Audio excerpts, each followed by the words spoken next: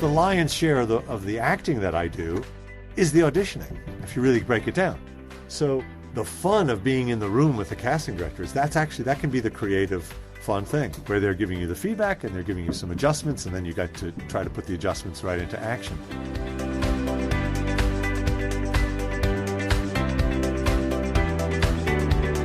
A very few actors get roles offered to them. Most actors spend much of their time auditioning. I'm Elizabeth Pearson-Garr, and on this episode of the Experience Podcast, we go behind the curtain and learn what it's like to be a working actor and a professional opera singer. The multi-talented entertainer Ethan Herschenfeld is back. He joined us earlier on the podcast to talk about his stand-up career. Now he shares his stories about acting and singing, and his playful dog got in on part of the interview too. We started by talking about the audition process. You mentioned you've been going on a lot of auditions and things. Can you walk us through some of that? What is it like? Do you get an email? I know you have an agent. Yeah. So does your agent call you and say, hey, you have a funny bit about going into a audition and you're the only non-Muslim in for the Muslim role, but is that really how it is? Pakistani. That actually was exactly what that audition room looked like. That was for the show Girls, and that the other guys waiting to audition were very credibly Pakistani or from the Indian subcontinent. I got to the audition, I saw the other actors who were waiting to go in to read for the part, and they really looked like Pakistani cabbies. And then I went over to the sign-in sheet to put my name down, and I saw the names of the other actors. There was a Muhammad, a Mahmoud, a Muqtada, a Muhammad, a double Muhammad, a guy actually named Adim, the name of the character, and then me, Ethan Herschenfeld. And I got the part. But I'll see those same guys, honestly, at other auditions, because I get cast for that kind of stuff also. So sometimes I'll see the same guys. The dog is addicted to fetch, so he's just bringing me the ball. That's the bouncing sound. He does that all day. Yeah, so I'll get an email from my agents saying, here's the audition. And then they send you the script, or rather, they send you your pages or page of the script, and you have a date and time. But in the world of self-taping, which is a lot of what's going on now, you will self-tape the audition. I'll do it right onto my phone. And if I don't have someone reading with me right here in the room, I can have the reader on Zoom, like we're talking right now. So I'll just literally prop the phone up against my laptop, and that's how it goes. So, and then you just submit. There's this platform called Actors Access that the submission goes through. So you upload your take or few takes of the scene, along with the slate, where you say your name and your height and where you are and that whole thing. And you submit it, and you hope. But the brutal thing about this business is you don't get people are sometimes surprised about this, but you don't get a thank you or a that was nice, but we're going this way. You either get the job or you get silence. There's one intermediate thing, which is you could get what they call getting pinned for the role or put on hold, where the casting people and the producer have decided it's down to you and one other person or two other people. So then they'll ask you to put those dates on hold while they're deciding. But mostly, 90% of the time, it's either silence or the job. So that's something that takes some getting used to. As far as preparing the scenes, I just try to keep it simple. Just read it a bunch, memorize it, if it's not too long a scene and if time isn't too short, and then do a few takes. And what you want to do, the challenging thing in this world of self-taping is that there's no one there. Usually, the nice thing with a casting director is when you do a scene, when you go into a room and you do the scene, frequently the casting director will then say, okay, let's adjust it in this particular way. Like give me a little more... Yeah, or frequently, as I mentioned in my comedy act, frequently it's give me less. Do less is something you hear because TV or film, the camera's right up on your face, and so you don't have to do a hell of a lot. Or they'll point out something about the scene you hadn't thought of. Like, to give it some other attitude, like we were talking about before, or more aggressive or less, whatever it is. You get an actual, and that's actually the fun part of it, to be honest. That's the truth of the matter. The job of being an actor at the level I'm at with it, which is, I get some gigs, a lot of gigs I don't get, is that you're auditioning. That's the job. The job is the auditioning. And the lion's share of the acting that I do is the auditioning, if you really break it down. I'll have 10, maybe 20 days on a set in a year, but I'll do 50, 60, 70, 80, however many auditions I do. I have a lot of days that I'm doing auditions. So the fun of being in the room with the casting directors, that can be the creative fun thing, where they're giving you the feedback and they're giving you some adjustments, and then you got to try to put the adjustments right into action. So in this self-taping world, there's a lot less of that. So you're having to guess. You do a first take, and then you'll say, okay, I'm going to try it again with this particular adjustment. Is this just because of COVID, or will you get back to the casting directors in the next few months? I think it's like a lot of things where COVID led to there being, it used to be maybe 20% of the auditions or 10% of the auditions might have been self-tape. And now, for a while there, 100% were. And I think it's going to land somewhere back maybe 50-50. Maybe that's where it'll land. But right now, for me, it's been 100% self-taping. The one thing that hasn't been self-tape that's been really nice is 3 or 4 auditions I've done have been like you and I are talking right now. So I'm in a Zoom room with a casting director instead of just doing it on my own. So I get the fun of having a casting director directing me. And then... sorry. Can I say one other thing on the subject? Of course. Yes, please. People have an image, I think, from the movies of that whole experience being harsh and judgy and unpleasant. And for the most part, it's fun and congenial. And I have only met one dick among the dozens of casting directors that I've been in front of, with the exception of this one person who I have auditioned in front of on a number of occasions, but not since the last one.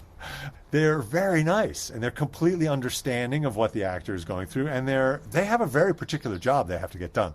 This relates to the stand-up comedy, which is, it's kind of a cognitive trick, maybe, for the performer, which is, as a comedian, if you can just accept the fact that the audience has come there to laugh. That's why they're there. They are there to laugh. A lot of people from the outside think, oh my God, it's so hard. They're just waiting there to boo you or to throw their drink at you. That's not what they're doing. They're there to laugh.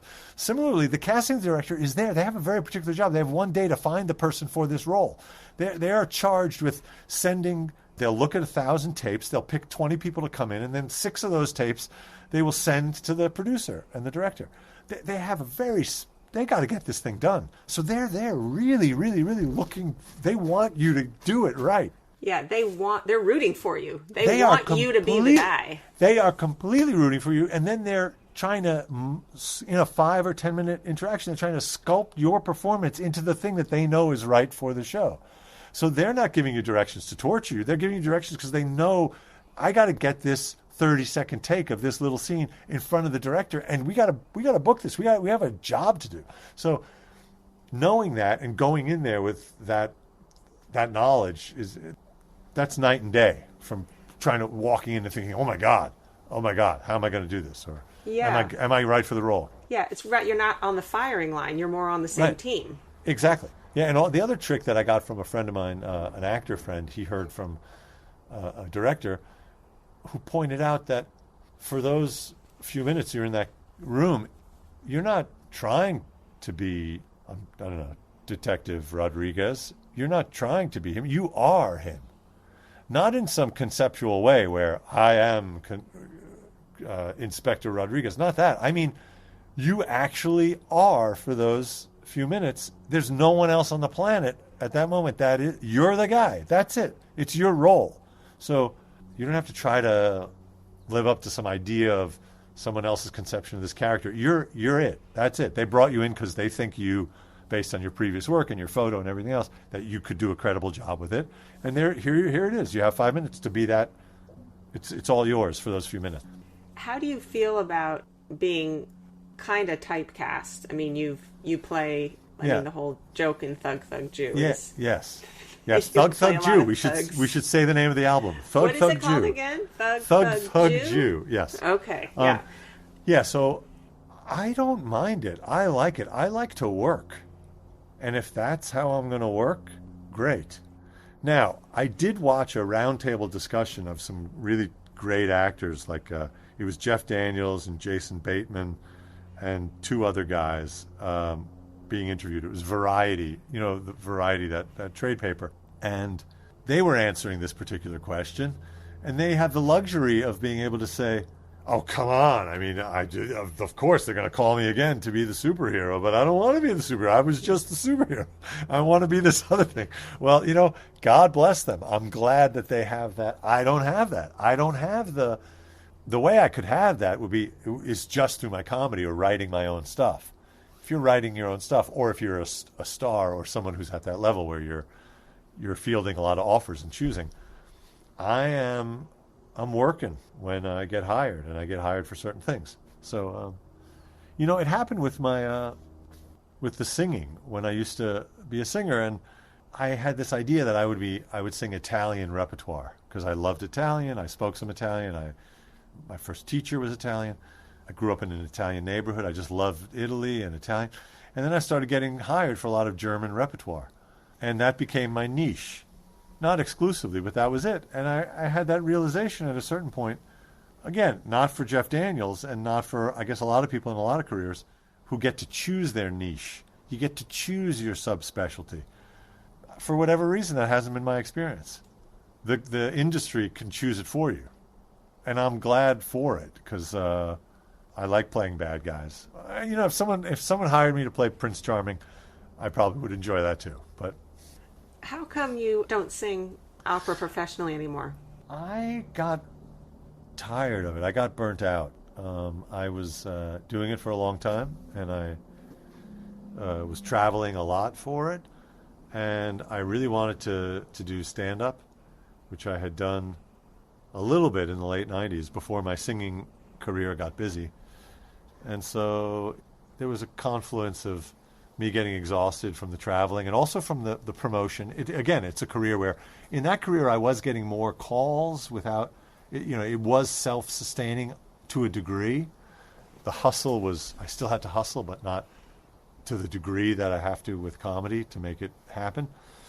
But then at a certain point, it was running on fumes a little bit. The last few jobs I did were based on auditions I had done a few seasons before, or connections or contacts or things, because I had that self-promotion engine really in fifth gear for a long time. But I realized around 2015, I did not have it in me anymore to be going out on those auditions and pushing it. I wasn't getting enough out of it. There was some excitement to it. I got to sing at the Metropolitan Opera, which was very exciting and had been a dream the whole time, so that happened. I got to sing in a big show in Spain, and some great things happened, but on a certain level, it was this feeling of, and I think I've sought this out, it's not necessarily something I would wish on anyone else, but I struggle with a feeling of, or a question of, is this really me? Like, is this thing I'm doing really me? Is this me? Like, the whole time I was doing opera, part of me was feeling like, this is cool, and I like doing this. It's extremely challenging, and certain things about it really turn me on. But it's not me. This isn't really me. This whole world, this whole scene feels alien to some degree. And I lived with that. But that can be a trap, I think, because I think you can go through your life, and I did in my 20s. I went in my 20s. I was never able to put that call on hold for a few minutes to do anything for particularly long. I was really pulled in too many directions. I couldn't silence that voice. Like, well, I shouldn't be doing this. I should do that. I should do that. I should do that. So that was something I struggled with. So, and comedy, when I'm on stage doing comedy, I don't really have a question about that. Although I do. I'm able to still come up with a question, which is that in the last year, doing a lot more of these podcasts and doing, I do this thing on Thursday nights. Tonight's the David Feldman show, and I've been a guest with my dad on Thursday nights on that. In some ways, the completely improvisatory, relaxed, unstructured format of that feels really like even more like me. Like when I get a laugh on something spontaneous, in that format, it can be almost more satisfying than getting a laugh from stand-up for a joke that you've written and sculpted. Although an improv joke on stage during stand-up it gives you that same kick. Something that just falls out of your head, out of your mouth, out of the sky. That gets a big laugh. Do you throw those in sometimes? Yeah, absolutely. Yeah, not during the album recording, but for sure. Yeah, those could be some of the, and that can be where some fun new jokes come from. Something that you say spontaneously can end up being something that you repeat or refine. You know, I think the thing when you're talking about kind of being authentic to yourself, and some of that I think is just growing up and going through your 20s and however long it takes to our lifetime pursuit of finding who we really are. Right. Another thing, though, for you is you are just supremely talented. Your singing voice is so beautiful. And so it wouldn't be hard for me to walk away from a singing career because I never had one. I'm not good at it. Or, you know, for a lot of us to say like, oh, I'm not going to be an accountant anymore. That doesn't feel genuine to me. But you really have this gift, and you are being rewarded for it and asked to do it. And so I think that that's a little bit more challenging to turn away from. To some degree, but I could disabuse you of a conception about what that world is. I took lessons the entire time from before I started, from 1992 or 3 till my first solo gig was in 97.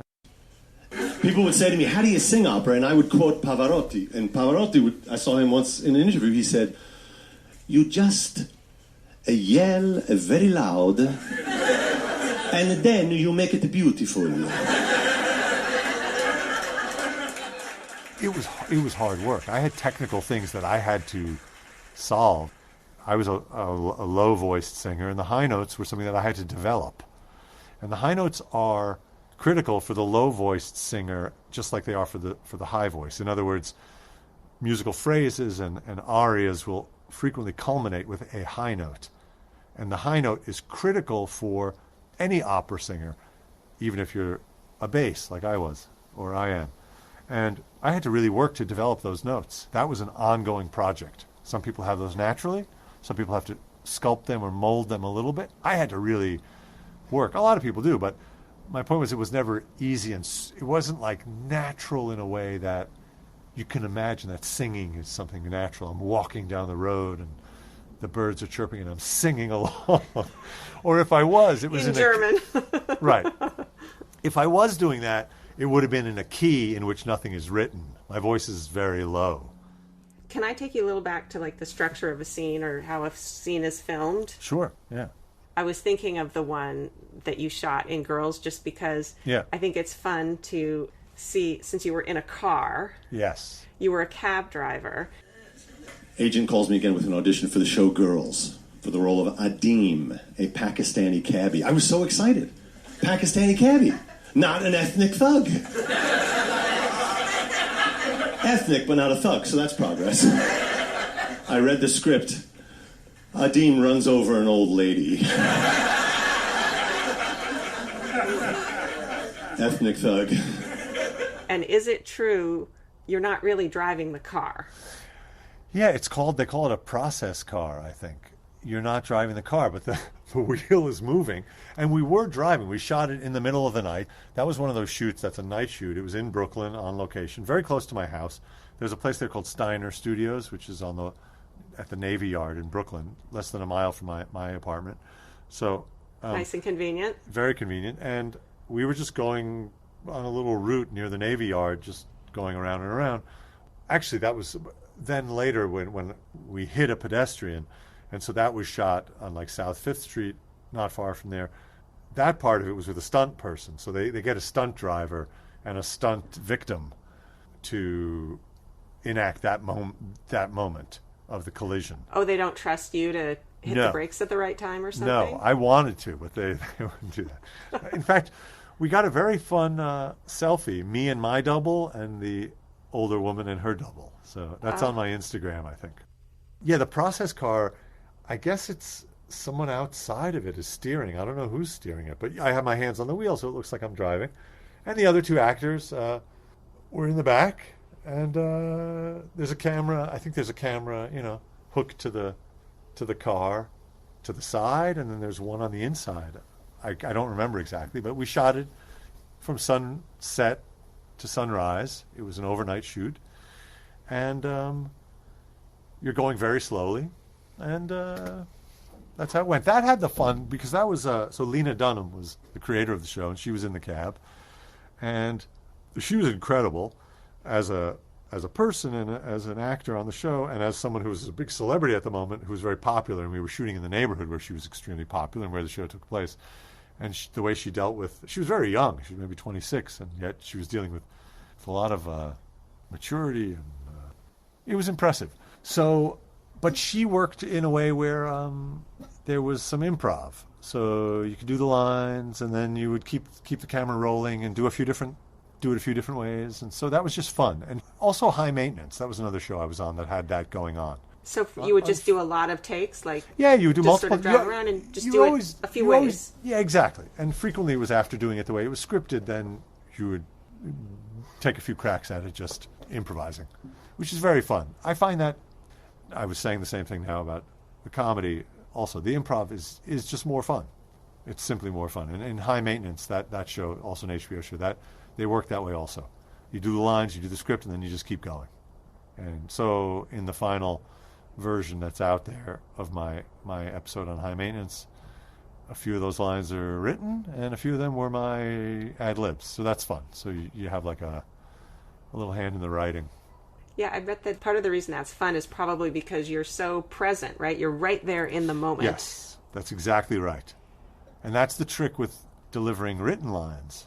They have to have that feeling. But that's, again, the illusion of spontaneity. So that you put your finger right on it. That's the magic of it. So before we wrap up, I just wanted to ask you this short question, but it's kind of a big question, which is, at this point in your career, what does success mean to you?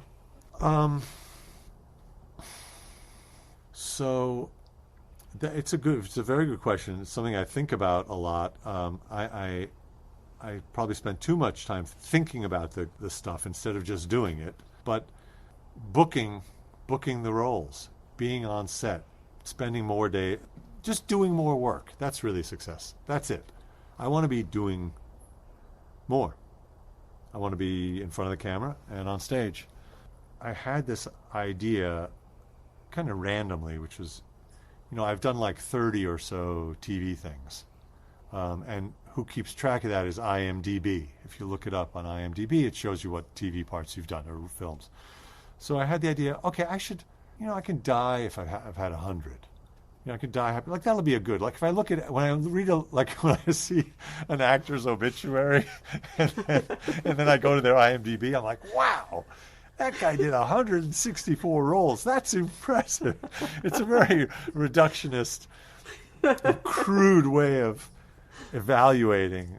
So it's a silly thing. But I did have that idea, wow, 100, that means I really did it. That's kind of nonsense. But I do have that idea. I like working. But one thing I'd really like to do is, I was on the show Pose a few seasons ago, and I had one day on that show, but the role, I ended up really enjoying it, in part because the scene had a few different moments in it, and they ended up snipping off the front of the scene. The scene opened with, the camera was on me. I play this very schlocky producer in a Times Square office, and the scene began where I'm next to this kind of side table, and I'm pouring myself a scotch. It's always in TV shows where people in offices have a bottle of scotch. Yeah, they're just drinking all the time. I don't know. I don't think I've ever been in an office in real life with scotch, but every office in every TV show has scotch. By the way, every New York City scene in any movie has an alleyway. There are no alleyways in New York City. That's just an aside. And that's a joke I want to do in the future. But every movie, there's a scene in the alleyway in New York. Come to New York, we don't have any alleyways. There's one. So where do they shoot those? In Toronto? Or? Toronto, I don't know how they do it. But anyway, so the scene began with me pouring, I had a cigarette, I'm pouring a scotch, and then I walk to my desk. I sit behind the desk. I have this scene with these guys. We shot it so many times, and I enjoyed it so much because I got so comfortable with it, and the character I could really connect with, and the lines were juicy, and it was fun, and it had a few different moments in it. And I just had that feeling like God, I really want to just be doing a recurring role on a show where I get this experience for 3 months or 6 months or a year or 2 years, where that feeling, it really felt like that sinking into the role, sinking in, because, there's that feeling like a sixth man or sixth woman in the basketball team jumping in, and then you have to hit the ground running, and the thing's already going. It felt like that in opera also, if you're singing a small role where you just jump on, you have to hit it, bang, you're going. Everything's already in a flow, and you have to kind of jump in there and somehow step into that. With the smaller roles, that's a challenge, and I just so success. One element of it would be landing a recurring role where I can just keep returning day after day to the character and deepen the experience. It can happen in the space of a few takes. I had that also on that show for Life. It was just one scene with Nicholas Pinnock, who's a great actor, and but I remember we had a few takes, and after one of the takes, we both looked at each other and smiled and kind of laughed, because we both felt it. You can feel it locking in. You can feel a kind of electric thing happen, where you just know, okay, that was the take, that was it. And that's just, I just want more of those experiences, which a recurring role or just a lot more time in front of the camera will give me that. It kind of makes me think also of that process versus results oriented. Yes. And I feel like as I'm getting older, I'm getting much more towards the process end of that spectrum, of just sort of enjoying getting wherever I'm getting and not just trying to get to the result or be in the result. Absolutely. That really should be it. I think that's the way to be happy or successful. Well, I wish that for you. I hope that recurring role is around the corner. And I do too. Thank you so much. That was very, very fun. I appreciate you having me on. Oh, thanks for doing it. You're so fun to talk to, and thanks Likewise. for all the entertainment. Thank you very much. I really appreciate how Ethan has approached his career choices so intentionally. Here are some of my takeaways from our conversation that I think can apply to all of our lives. Number 1, do less. We don't always have to give more. 2, even when you're naturally talented, you still have to put effort in. Keep working, keep learning, keep improving. 3, an interesting question to ask yourself on occasion is this really me? 4, write your own definition of success. And finally, number 5, don't live life according to a pre-written script. Throw in some improv. It's more fun. Once again, I have huge thanks for the enormously talented and kind Ethan Herschenfeld. You can catch his very entertaining stand-up special, Thug Thug Jew, on YouTube. Please visit our website, theexperiencepodcast.net, to explore other episodes, sign up for our insiders list and newsletter, and find out how to follow us on social media. And if you liked what you heard, please rate, review, and subscribe to this podcast. It helps others discover us. I'm Elizabeth Pearson Garr. Thanks for joining in the experience.